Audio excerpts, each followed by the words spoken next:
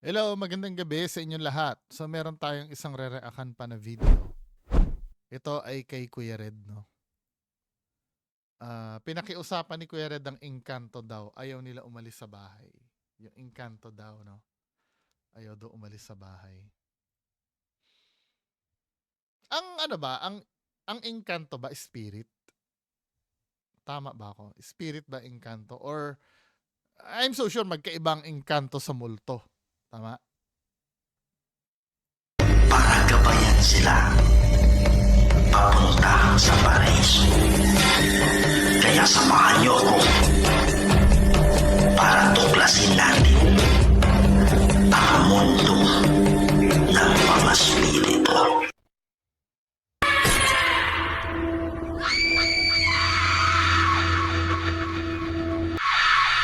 Hello mga idol, ito na naman po ang inyong lingkod si Kuya Red and welcome na naman po sa another episode ng investigation patungkol sa mundo ng kababalaghan. Inimbitahan tayo ngayon dito sa lugar kung saan merong abandonadong bahay na matagal nang Inimbitahan? Or kayo yung nagpahanap ng location? Uy, baka mamaya itumba mo yung yung nagtitip ha. Inimbitahan ba? Or kayo nagpahanap ng location? abandona at sabi nila meron daw nagpaparamdam sa bahay na ito. Kaya meron sanang gustong tumira, kaya lang hindi na tuloy-tuloy dahil sa isang misteryosong nagpapakita sa loob ng bahay. Yun yung pupuntahan natin ngayon. Titingnan natin kung sino ba ito, kung ito ba ay elemento or ito ba ay isang kaluluwa na nakukulong at humihingi ng tulong para siya ay makatawid na. Kaya mga idol, samahan nyo kami at ating tuklasin ang mundo ng kababalaghan. Sa hindi pa nakasubscribe dyan, please subscribe to my mas marami pa tayong mapasaya ng mga Pilipino kung saan nandun lang sa unahan. Pare, kung titingnan mo pa, wala talagang Kabayan eh. walang kabahayan. Mga tanim. Ang dalawang makajos. Di ba? Alam mo ba, pag pinapanood ko tong mga to, parang napapaso ako sa kabanalan na itong dalawa eh. Parang, di ba? Napapaso ako sa kabanalan nilang dalawa eh.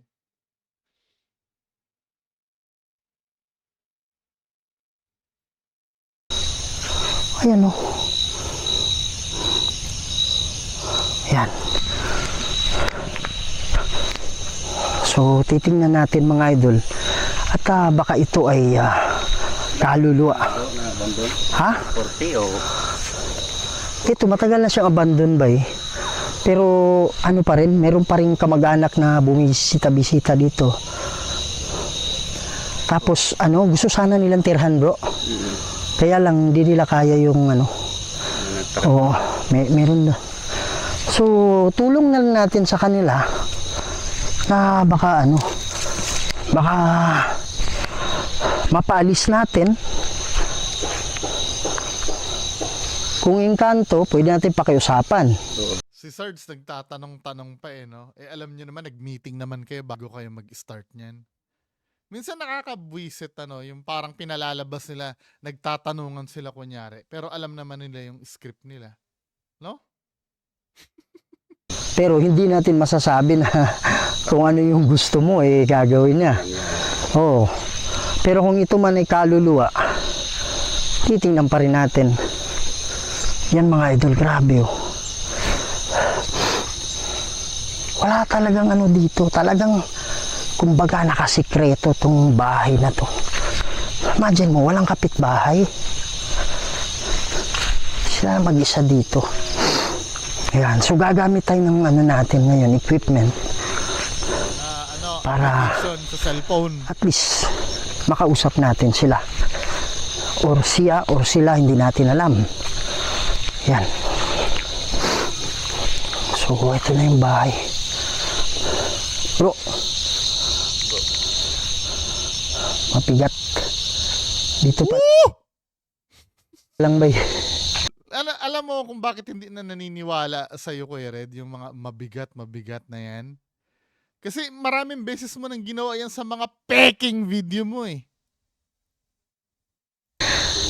Ha? Dito pa lang, ano na. Iba na, Brad.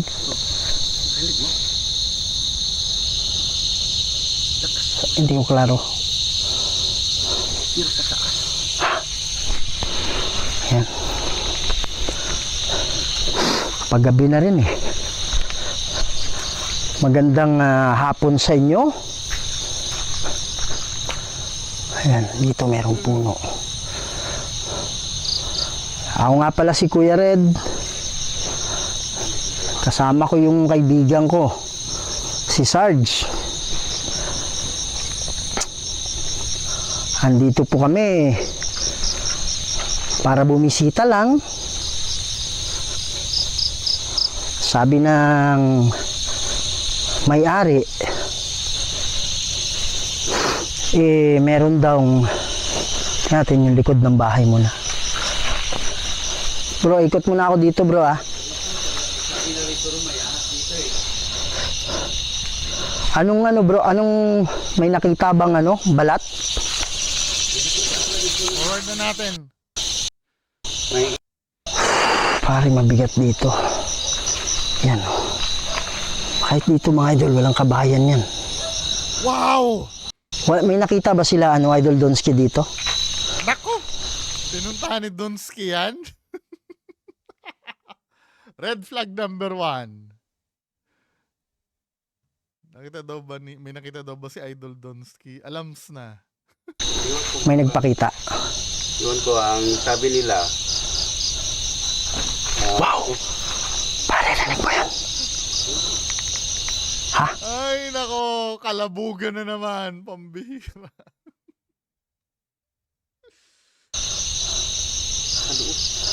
Ha? Sa loob, bro.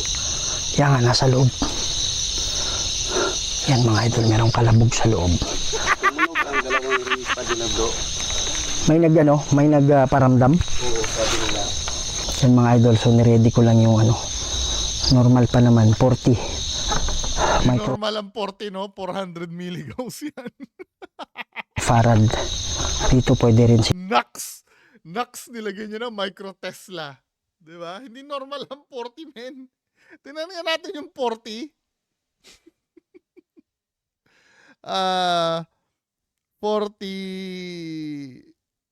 40 UT to MG. Oh. Micro Tesla to milligauss. Convert natin na 40. 400 milligauss na yung Kuya Red. Alam mo ba, Kuya Red, ang full scale ng EMF meter, yung handheld? 20 lang yon. Pucha, yung sukat mo, 200 milligauss min eh. Ay, 400 oh. Tinaw nyo, yung EMF meter, ano yung sagad niyan? EMF meter.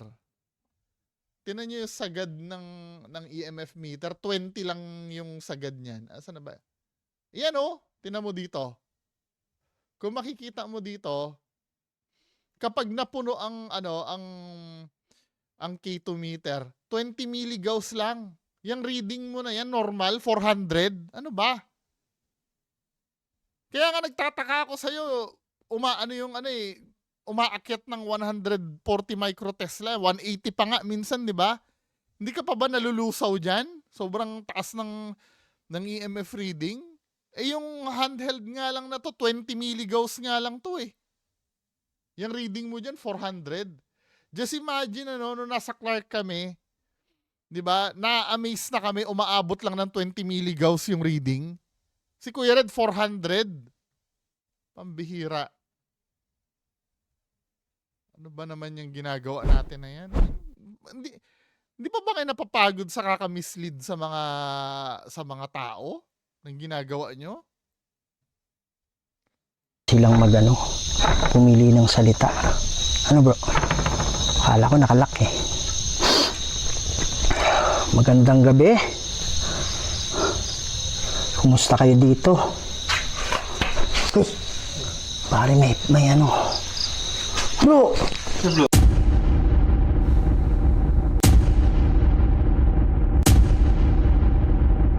Ayan o. Ayan. Wow. May mahaba ang buhok. Magandang, Wow. Oh. Tingnan natin. wow. Magandang, Alam mo, palusot itong replay zoom na to eh. Pwede kasing ang mangyari, ihalo na yung cut dyan. Katulad niyan, ano? Di ba natutunan natin kay Sir Donsky tong replay zoom na ginagawa nila na to eh. Palusot na lang nila itong replay zoom na to para makapag-cut sila. Tinan mo ha. pare, may ano. Bro, Una muna talking nonsense muna eh. Pagpasok ng ganon. Ang kaduda-duda dito, Kuya Red, ano? Pagpasok mo ng bahay, kayong dalawa ni Magandang gabi. Zards, dito muna nakatutok sa kaliwa, kayong dalawa. Nire-reserve nyo muna itong kanan dahil may ano dun eh. May multo dun eh. Or may kung anong nilalang meron dun eh. Dito muna kayo magpo-focus sa left. O, di ba? Ganyan ang gawain yung dalawa ni Zards. kumusta kayo dito? Dito muna kayo magpo-focus. Uy, pare, may ano. May ano. Tapos biglang pagharap mo doon, Bro, andun na yung peking, ano nyo, peking inkanto ba yan o multo? Oh, dito ngayon mangyayari yung trick. Di ba? Dito mangyayari yung trick. Sa kaka-zoom nilang ganyan, hindi nyo namamalayan, magka-cut na yan mamaya. wow. Magandang, Yan o, yung mga paganyan-ganyan, yung mga replay zoom na yan. wow. Di ba? Magandang, Ngayon, nag-cut na yon. Magandang Ngayon, gabi sa inyo. pupuntahan ni Kuya Red yan. Diba? Wala na. hindi ko alam. Akala ko kurti. Pero bandang kanan, bakit di mo tinitingnan yung bandang kanan, men? Pagpasok mo, hindi niya dapat, ito yung tayo, men eh. Dapat complete sweeping yan eh, pati kanan. Sa gilid ng Akala pinto, ko kurtina lang. wala. Ngayon mo lang titingnan, eh nakalabas na yan. Akala ko kurtina lang, Brad. Diba? Kabulshitan to, men eh. Ginagawa mo naman tanga yung mga tao. Tinan mo ha. Wow. Magandang, Pupunta dyan yung ano, pupunta dyan magandang yung gabi sa inyo. multo. Wala dyan ano, wala dyan. Kanan agad! Kanan! Kanan agad! Akala Bihira, ko hindi mo muna yung tingnan kanan eh. Pinalabas muna ni Kuya Red, saka siya magkakanan. Akala ko kurtina lang, Brad. Wala na. Wow. Bro, walang protection muna, Bray, ha? Wala. Magandang gabi sa'yo. May mga blind spot men eh. Iniiwasan nyo talaga ng camera. Alam mo yung pangsimba ng mga matatanda, bro? Na ano? Alam mo yung pangsimba na nasa ulo? Lambong? Oo. Paano mo nakita yun? Buhok lang naman ang nakita mo. Paano nagilambong yun? Buhok yun eh. Ikaw naman. Magandang gabi po.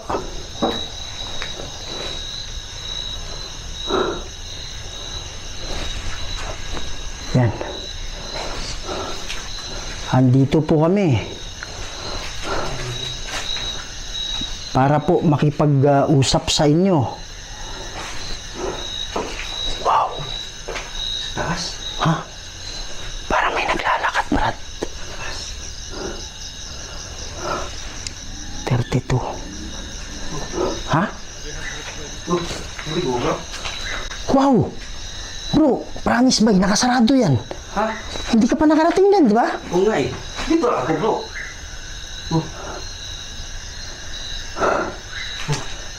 Ano yan? Wow! Oh my goodness, bro.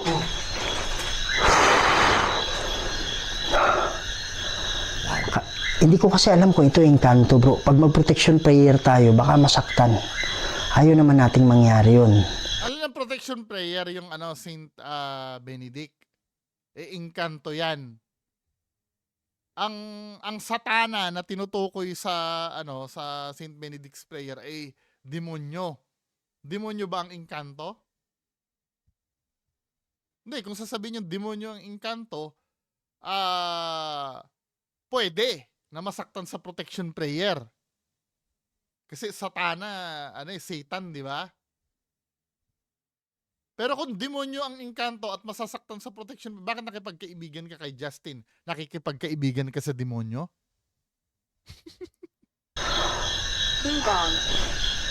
Sabi niya, bubong. Sabi niya, bubong. Lakasan ko lang yung volume. Wow! Wow! Sabi niya, bubong. Wow! Sabihin mo ng bubong. Ha? Pareho, tinan mo yung pinto, gumagalaw. Ikaw po ba ay engkanto? Kung kayo po ay engkanto, pwede nyo bang isara? Wow! Wow, wow. Kalabog. Wow, wow. Let's stop this na Kasi I'm so sure ka bullshit na tong mga same old routine Bago pumasok, kalabog, pakita, galaw pinto, kalabog, pakita, galaw pinto. 'Di ba? Mapa duwende. Ay, mapa duwende. Mapa white lady, mapa black lady, mapa kung ano pa man. Same lang ang ginagawa, kalabog, pakita, bukas pinto, kalabog, pakita, bukas. 'Di ba, men? Hindi nyo pa ba nakakapa yung pattern ng paggawa nila ng video? Kasi palagi na lang ganyan, men eh. Hindi na natatapos yan, mapaingkanto man umulto, ganyan na ganyan pa rin ang pattern. Sa isang abandonadong bahay, may magpapakita, iniiwasan ng camera. Men, ano ba? Tapos pagka halimbawa nire-reactan at may nagtitip sa ginagawa nyo, ipapapatay nyo. Ano ba naman yung mentality nyo?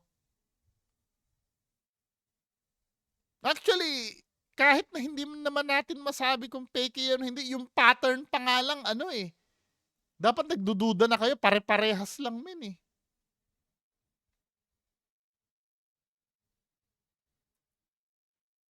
May major kalabugan pa ba dito?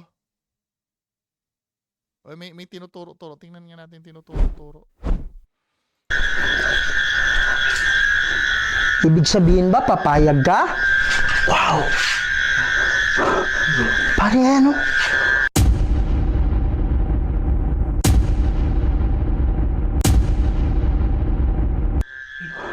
Pare, ano yung nasa baba? Yung nasa baba.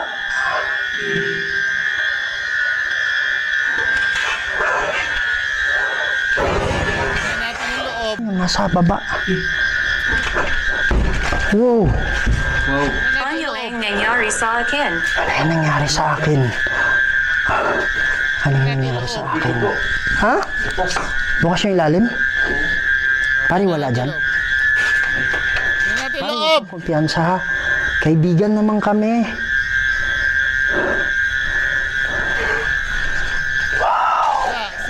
Seiko.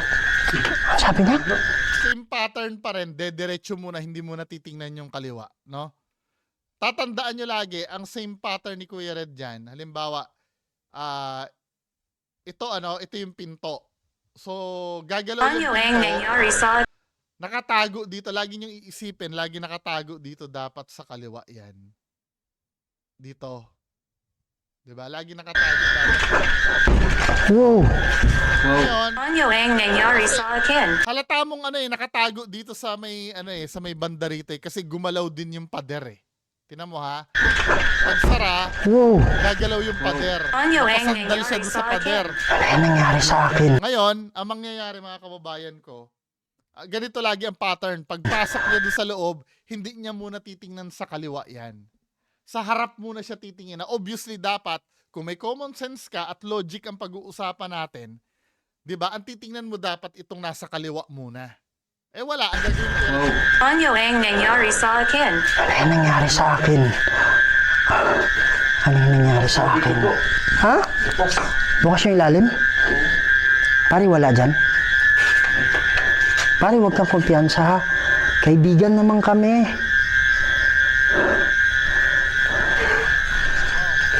Diba?